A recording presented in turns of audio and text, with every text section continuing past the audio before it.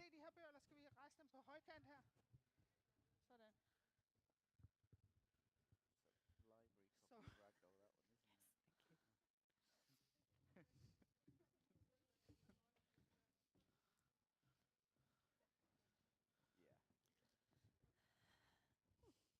tale lidt, men jeg går ud fra, det er indtil kl. 5.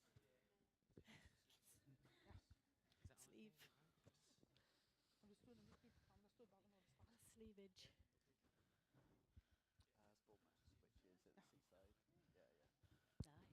Og skal jeg gå ned for at tænde på det her? Sort of. Okay. Yeah. Yeah, I do. Yeah.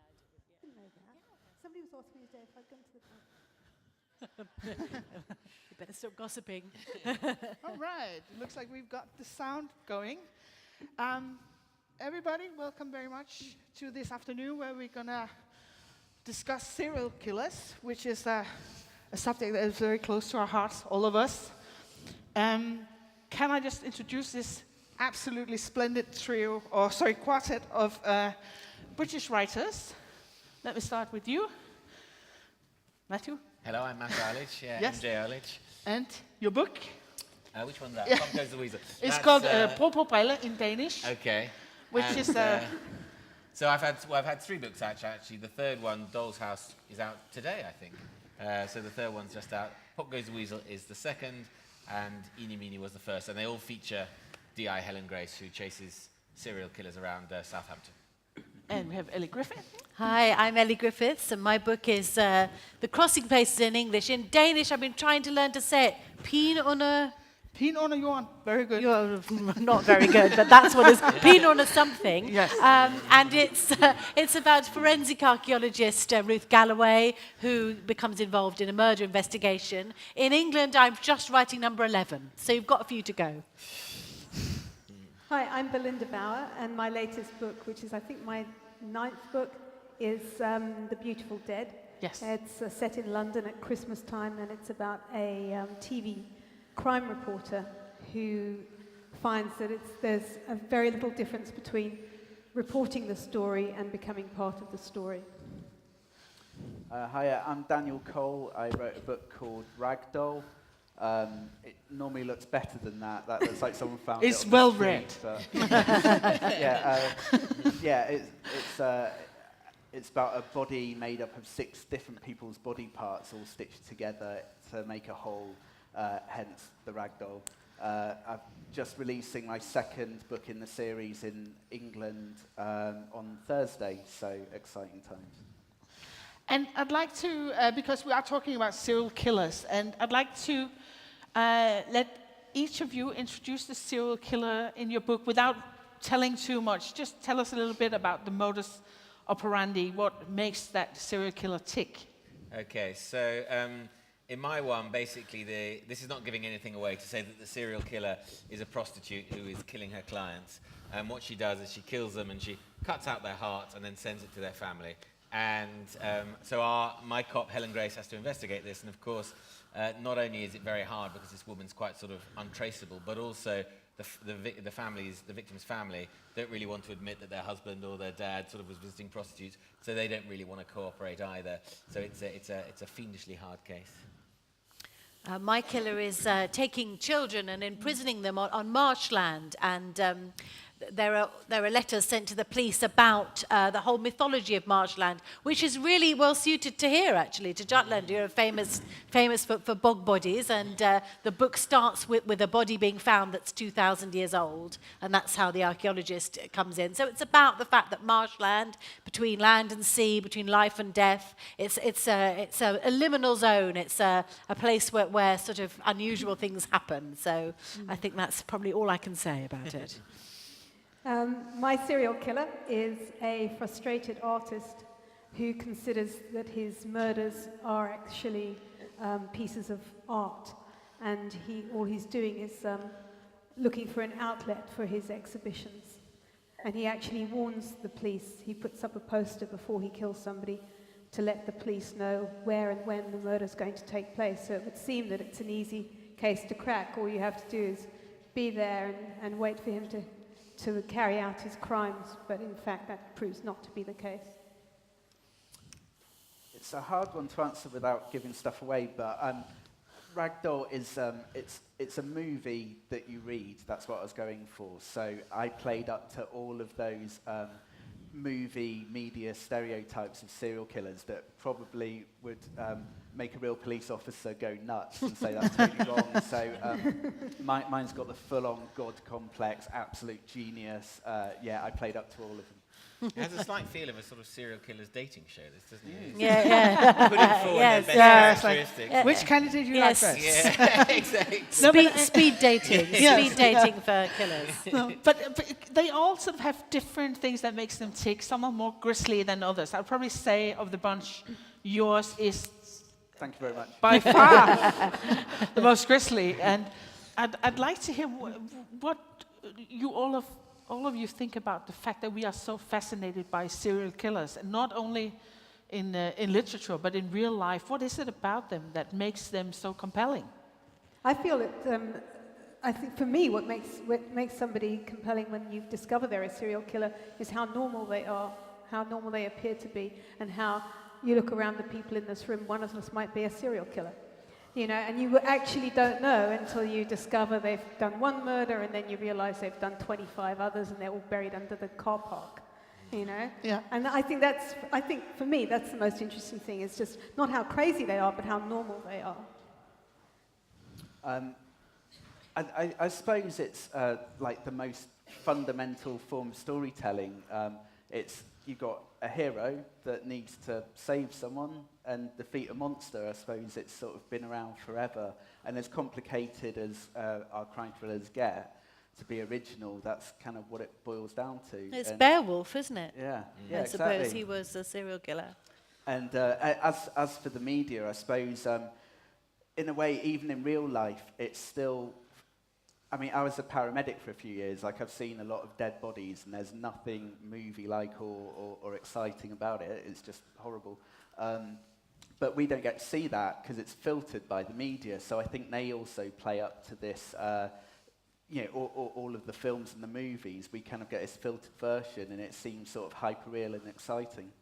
I agree that I think it's in some ways it's a fundamental form of storytelling, and I think the clue is also in serial and in the other form of serial. You know, did anyone watch the podcast called Serial? Yes. You know, it's the sense of there being a continuing story, and of course I'm very influenced in my books by writers like Wilkie Collins and Dickens, and of course they wrote in serial form, didn't they? And there was something happened, and then something else happened. And I think possibly one of the things we like or find interesting about serial killer is, you know, that there are a lot of murders, and they keep happening, and that keeps us interested, doesn't it?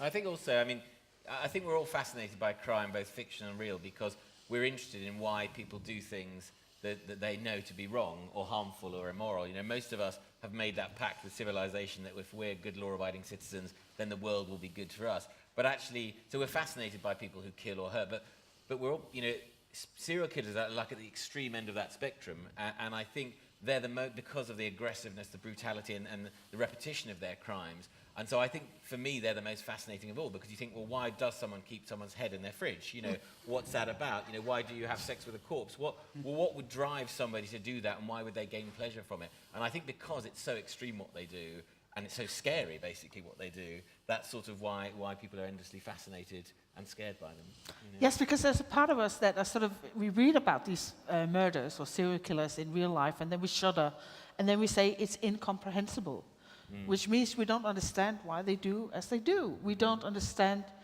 how they can do it. How can they bring themselves to put aside everything that we believe to be human in a way, and sort of bring themselves this gratification in killing someone.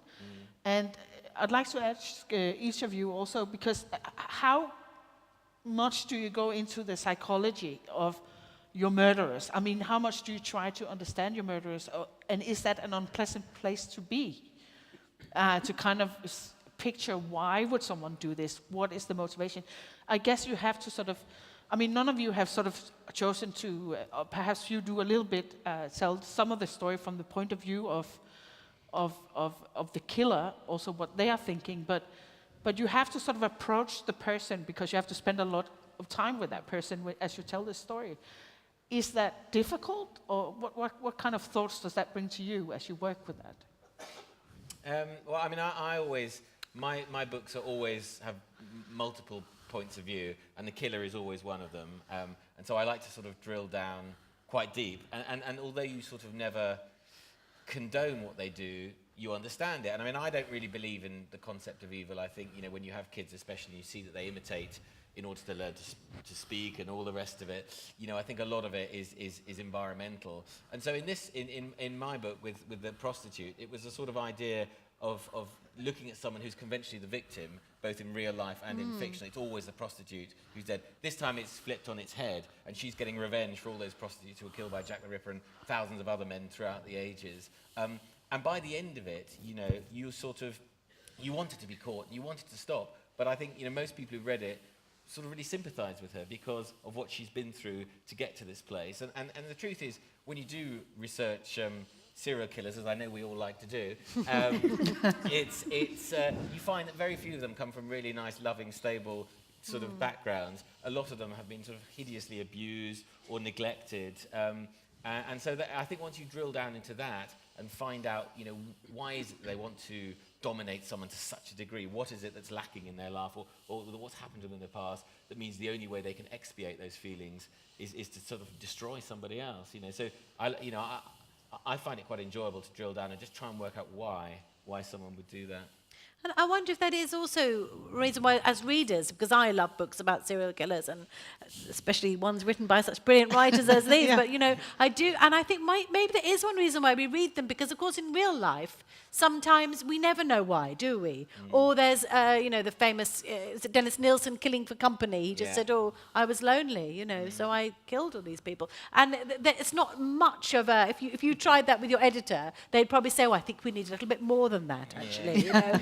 But actually, because I think sometimes these terrible crimes in real life, and thankfully serial killers are quite rare, but where they are there's often a very flimsy excuse, you know, oh, I missed my mum, you know, as in Psycho. So I think sometimes maybe the fact that in books about serial killers, we do usually give a bit of an insight into their background, as Matt was saying, or, you know, that they're thinking. Maybe that's one reason why we like the books. But does that affect you personally when you try to sort of understand a person who takes away children, for instance? I mean, that's one of the worst things that you can imagine. Well, I think it is. It's the horror, isn't it? It's the worst thing you can think of. And I think there is something, you know, chilling about writing about that. But to be honest, I don't find it as chilling to write as to read, I have to say. When I'm writing, I don't feel so chilled by it. But certainly if I'm reading it, and if I'm watching on television, I'm a complete wimp. I can't watch anything that doesn't come with a trigger warning. I mean, I certainly agree with Matthew that I think, in reality, the vast majority of serial killers have got such psychological damage anyway, which none of us would want to experience, that you can usually find a basis for, even if it's a completely perverse reasoning that they undergo in order to justify murder, you know, there's usually some reason there. And I also do multiple points of view, almost always with the killer's point of view as well. The only time that I actually made a conscious choice not to explore the motivation of the killer was in my first book, Blacklands, when I was dealing with a paedophile serial killer. And my publishers did say to me, we want to know about his background, what made him into this person. But because half the book was told through his eyes, I felt as though I'd given him enough space. I didn't want to go I didn't want to cross the fine line between explanation and justification. Yes, because that's the balance, isn't it, that you Yes. have to strike. That in finding, oh, he had a horrible childhood, his father beat him up or whatever happened, so now he kills people, but it's still not all right, is it? No, exactly, and I think it's just that particular case, because I knew I was already treading a fine line, doing half the book through the eyes of a paedophile. I didn't want to push it. I just didn't want to push it quite that far. But otherwise, you know, it's trying to explain to us, because we very rarely actually understand why it is that people really, you know, even if they tell the police it's one reason, that may not be their real motivation. I mean, I had a friend who only discovered when the police raided her home that she'd been living with a serial killer for 10 years. He's one of America's most prolific killers. Gosh. And the only reason they caught him is because he got so bored with getting away with it for so long that he started to take deliberate risks. And he dismembered his last victim in her garden shed. My friend's garden shed, and she never knew a thing about it. That's pretty scary stuff. Yeah. I wish I'd have gone before you. Yeah, it's definitely hard to come after that. It's like it's just this awed silence. I guess I'd just say that, so I'm halfway through book 3 at the moment, so I'm sort of on to my third killer.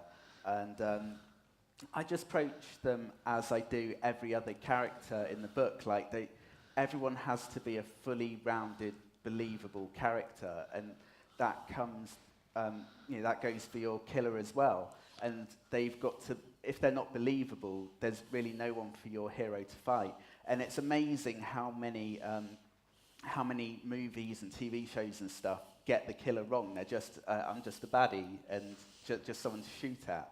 And it's so important that they've got their own warped way of seeing the world, thinking that they're right in some way. I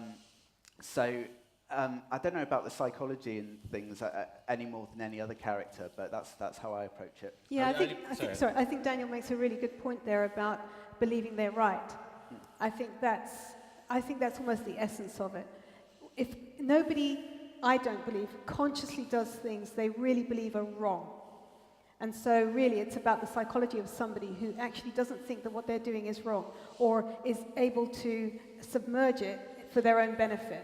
So it's not so wrong that they can't ignore it. And I think that's really essential. It's what they think is acceptable. And I agree with Elly that you sort of, it's much easier to write them than read them. One of the books that I just had to put down in there because I couldn't go was about Fred and Rosemary West.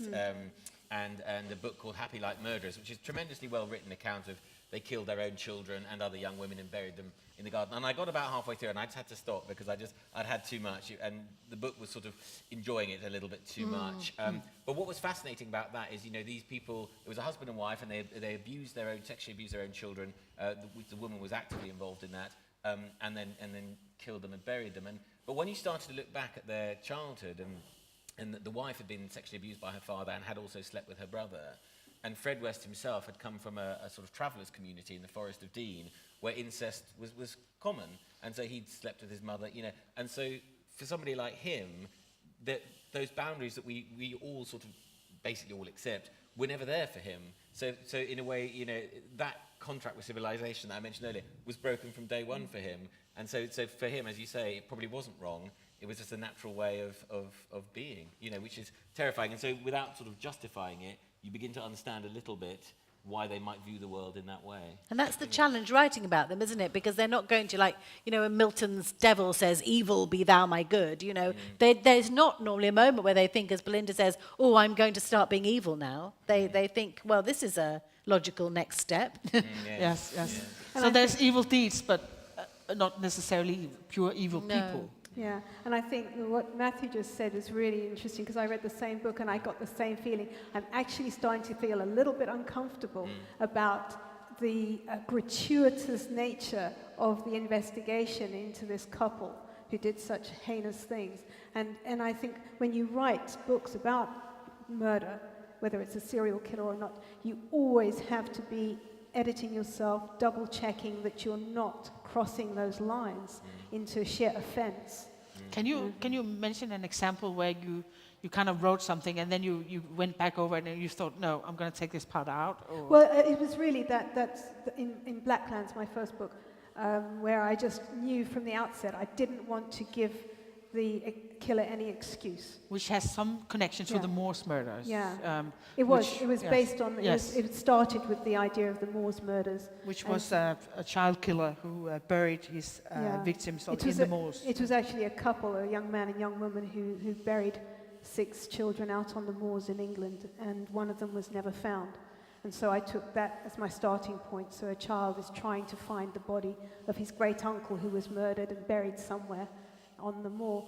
And I think it's also worth remembering that you, in a lot of cases, even if you're just taking that as a starting point, you're actually dealing with a real case that was never solved, where people are still alive, And so I think you really have to have a really great sense of your own work and how it's unfolding. And of course you want it to be an exciting crime thriller read, but it's not as though I would do anything to get that. I would actually take it back a notch and say, I think I've said enough here, I think I've done enough here. You know, and that's hopefully where you find your level. You don't go completely over the top. It sounds like you all four have some degree of fascination with true crime and true serial killers. Can you tell a little bit about how you find inspiration there, or? There's inspiration everywhere. I don't think it has to come from real-life serial killers. It's traits in everybody. So thinking of my ragdoll one, that arrogance and God complex and sort of recklessness. It's not just killers that display those. But yeah, of course, there's some serial killers. The Zodiac killer not getting caught, and Ed Kemper sort of befriending the local police, and they're definitely aspects that I really loved and latched onto. I don't know, just that idea of them taunting the police and almost asking to get caught and stopped was really interesting to me, and it's definitely had an influence on all of my killers so far. Yeah, I mean, the case I was just telling you about where my friend, the only way I found out about it is I hadn't heard from her for a while on Facebook. I said, hey, are you doing okay? And she said, actually, this is what's been happening to me. And I know you write crime stories.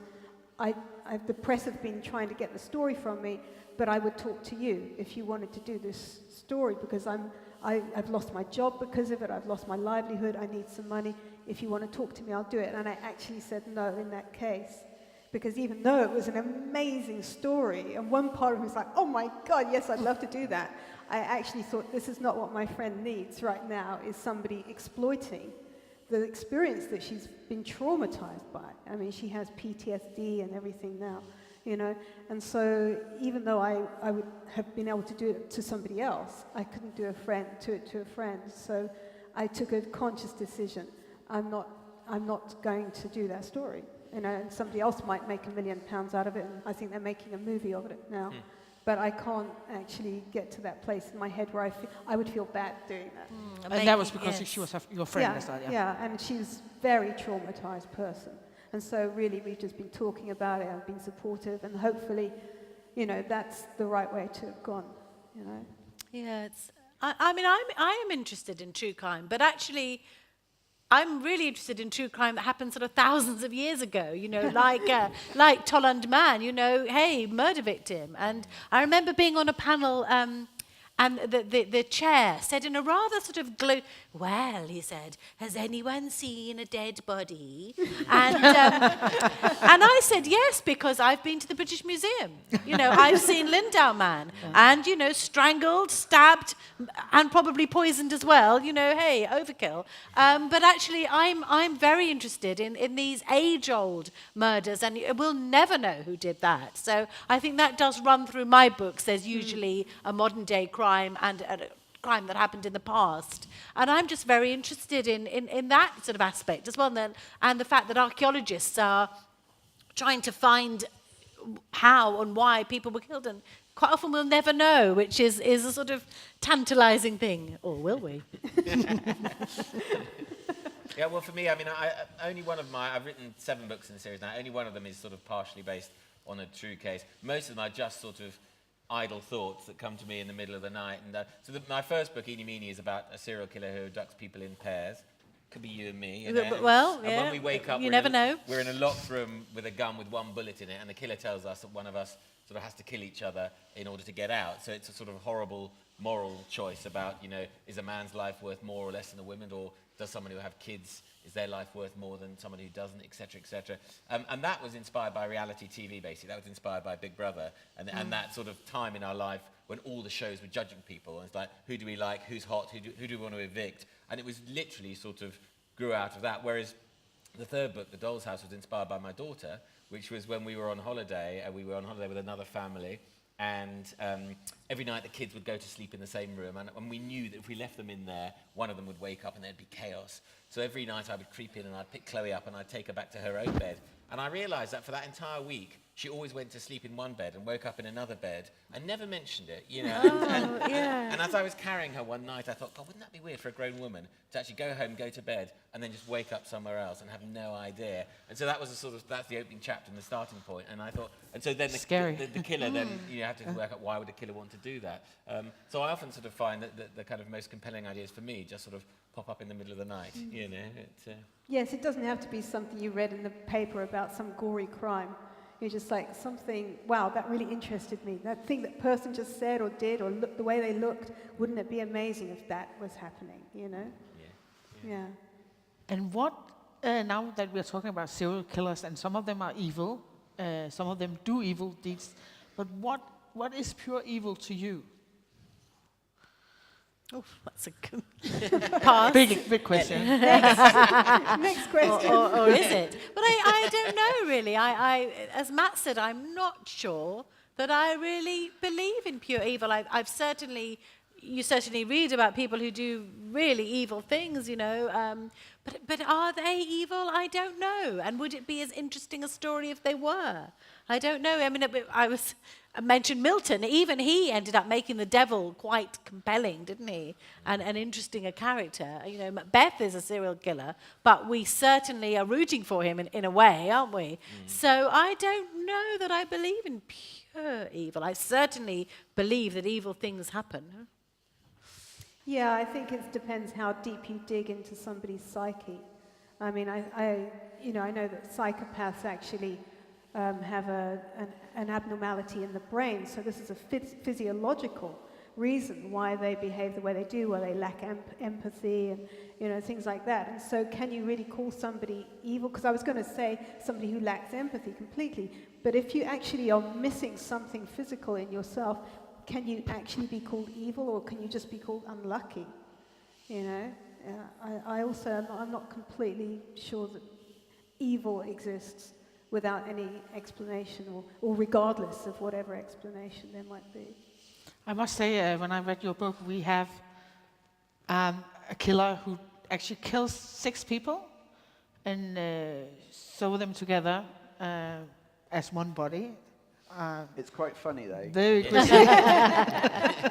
Funny story. Is that evil, do you think, or how would you describe that? Because that was definitely mean. Yeah. It's not it that was on nice. the mean side. Wasn't it? Yeah.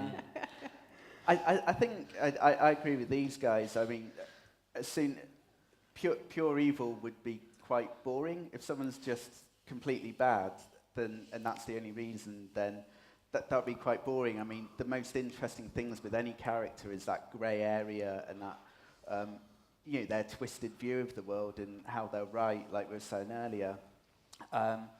So yeah, I mean, he was definitely a bad person in my book, but I did sort of delve into the reasons why he's like that, and even more in book 2. It's a different sort of book, so I got to explore that even more, and sort of took a different tack with it. So there's a spate of murder-suicides. Therefore, each killer's dying every time there's a new body, and there's someone manipulating them in the background. So that was really interesting to dive into. And again, even more so in that one, you can almost see their twisted point of view. I'd like to touch upon another aspect, and maybe we should start with you, because you said so yourself. This is a reverse Jack the Ripper that you've done in your first book here, or the book we're talking here, Pop the Weasel.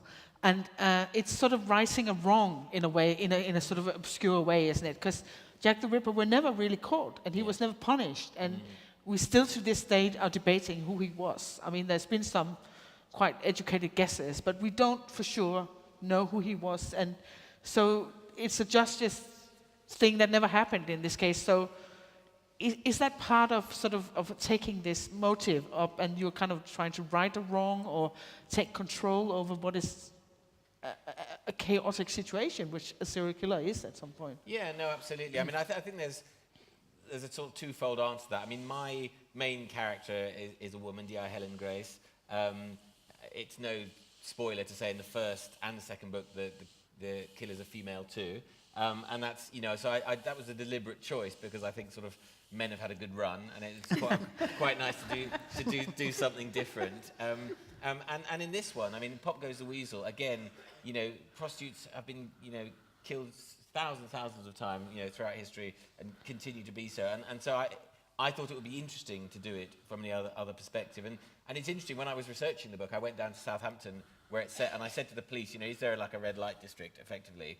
And they said, well, it's sort of, you know, that road's probably your best bet. And I went down there at night, and basically what it is, it's an industrial estate that during the day is full of mechanics, body shops, garage, and they're all shut at night. And so it's completely deserted. There's no street lighting. And you go there, and it's about as far from a red light district as you can imagine. It's just a really... It's a no-light district, It's a lonely road where you would have to be insane to basically walk the streets, or utterly desperate, because it's so dangerous. You could vanish like that. And sort of and you realise, having done that research, is that, you know, this is why, you know, desperate people, drug addicts, whoever, they go and they walk these streets, and it's so easy for them to sort of vanish and never be seen again, and which is why, you know, those murder rates are so high. And so I just thought, actually, it would be quite interesting, just for this one time, for her to be on the front foot, and just to sort of, as you say, Jack the Ripper in reverse, just play it the other way. And to pick up on that theme, I mean, one of the things that have been discussed a lot in Scandinavia at the moment is that why are women always the murder victims? Why are men always the protagonists?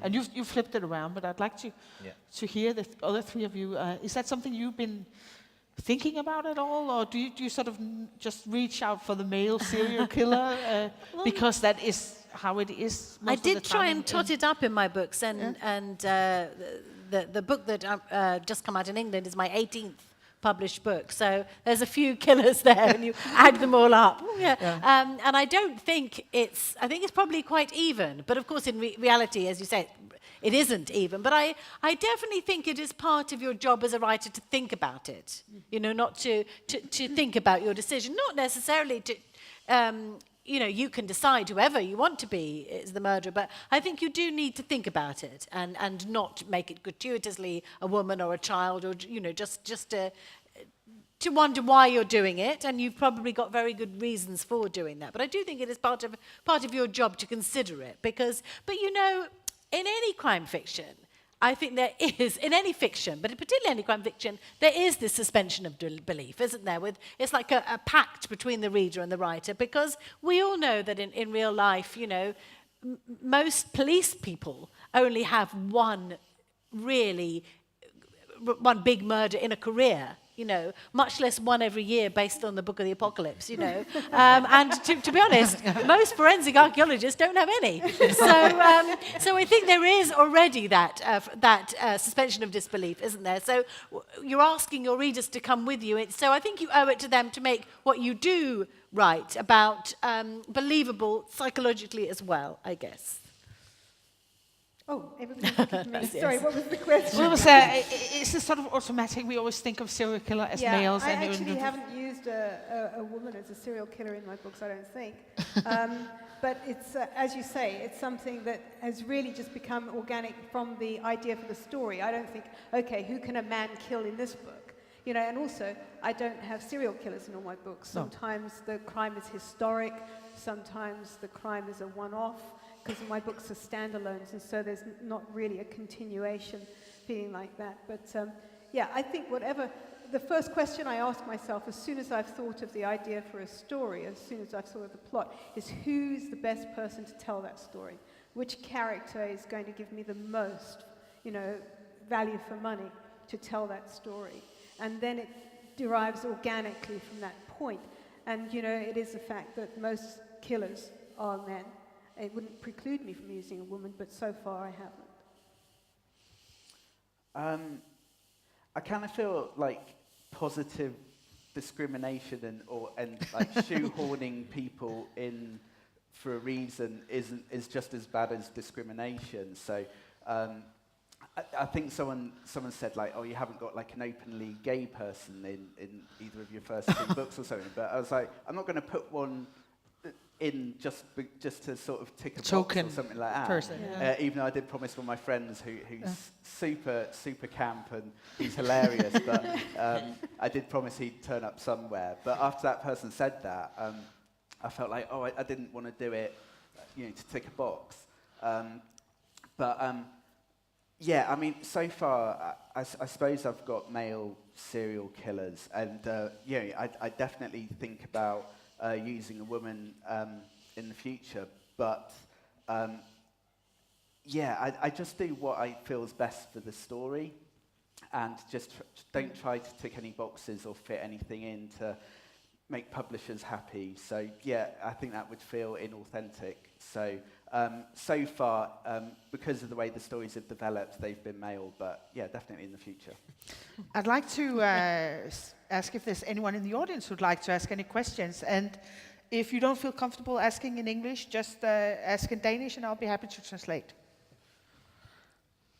Nobody asks a question, we ask you questions. So come on. Don't be shy. They're here for the same. No? It's the end of the day, maybe. Oh, that's Yes.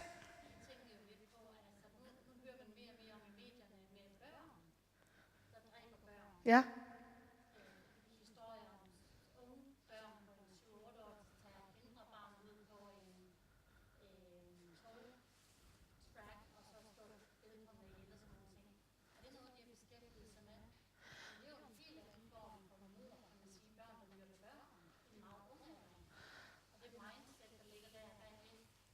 She's saying we read more and more in the media about children killing children, and she feels that more of these murders are taking place. Is that something that has occupied you, that kind of mindset that it takes for that to happen? Is that something you've sort of looked at? I often think about A Clockwork Orange, which I read when I was about 12.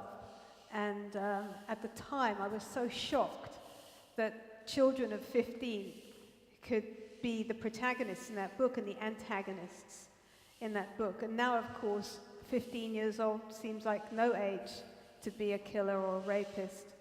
I think it's a really interesting sign of our times that it's become so normal that young people are being arrested for those kinds of crimes. I think it's definitely something worth exploring in fiction, but also in our own heads. You know, what is happening to young people? Why is that taboo being broken earlier and earlier and earlier? What used to be science fiction is now a fact of life.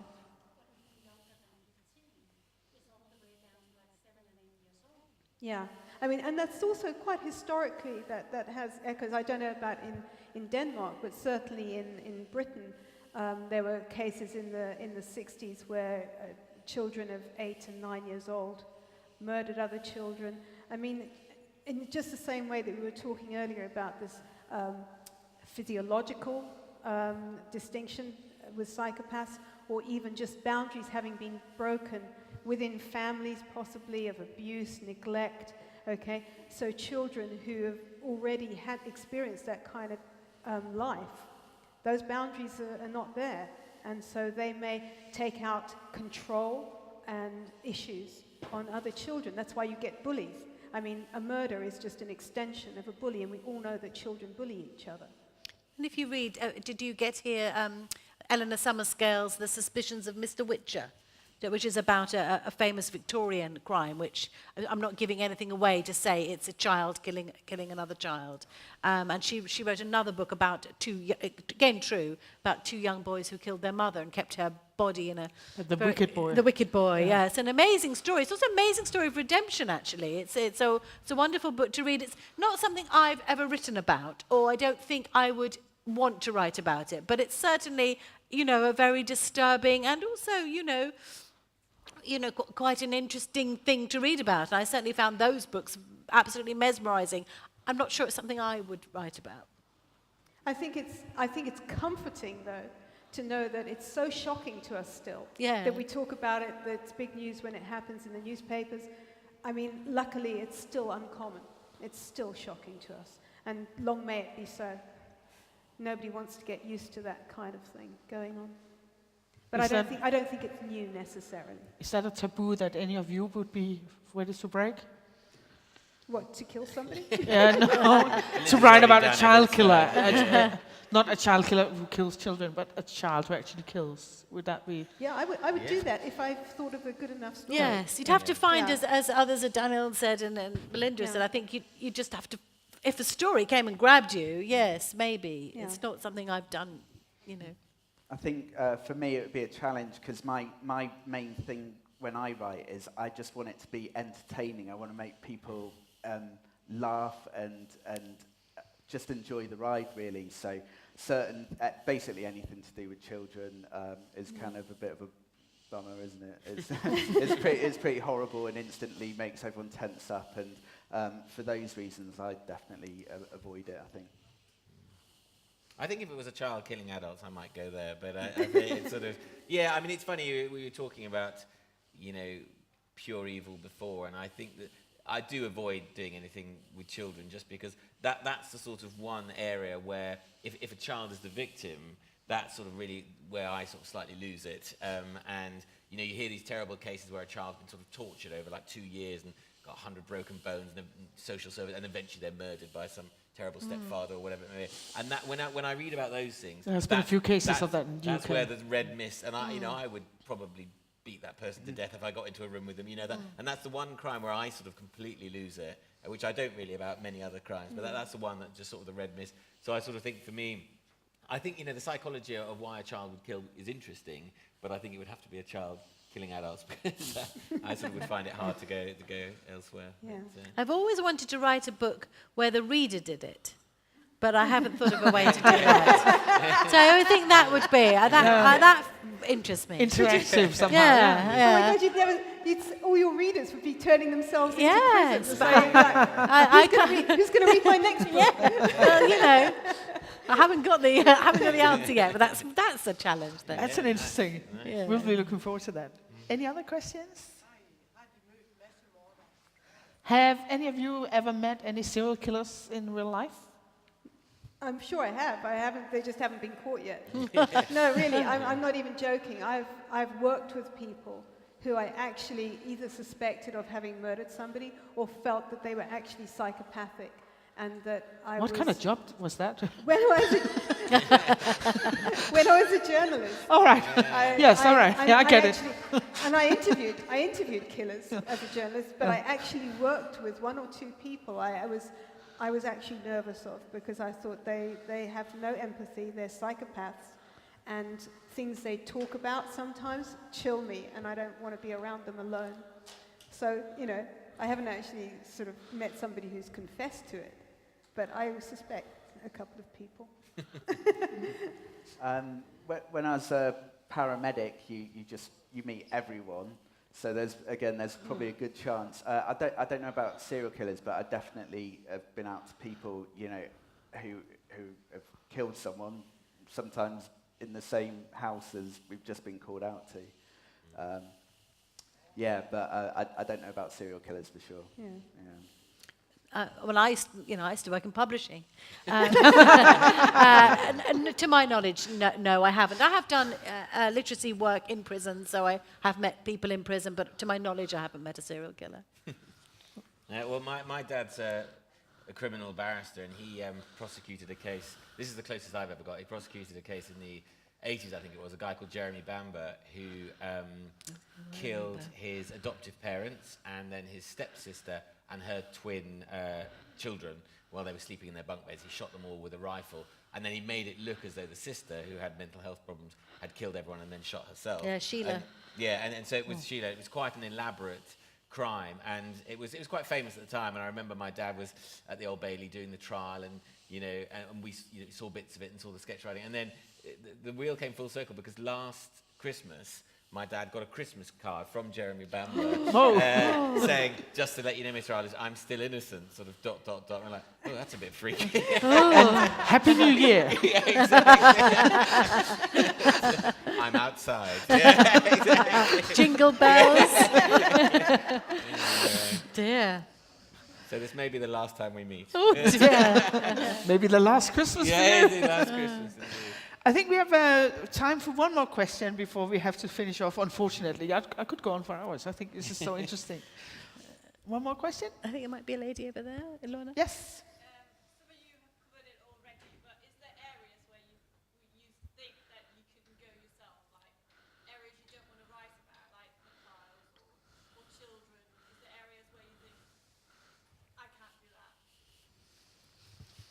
No, I like to think that if I thought of a good enough story that I would go anywhere, but I would just be, I hope, have the sensitivity to write it in a way that was readable.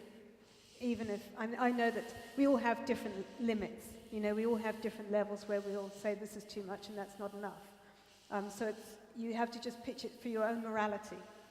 And I hope that I'm a moral enough person that if I would never stop, I would never want to censor myself, but I would just want to write something in a way that was sensitive as well as being a good book. Yeah, I think, there are areas where I haven't been. I tell you one thing which I'm sure we all would agree with. In my first book, I don't know if that's given, well, I'll tell you anyhow. In my first book, a cat dies. And I am still getting letters about that cat. And I tell you one thing, if there are any, writers in the audience, absolutely kill as many people as you like. Kill them, it doesn't matter. But do not kill an animal. Really don't ever do that.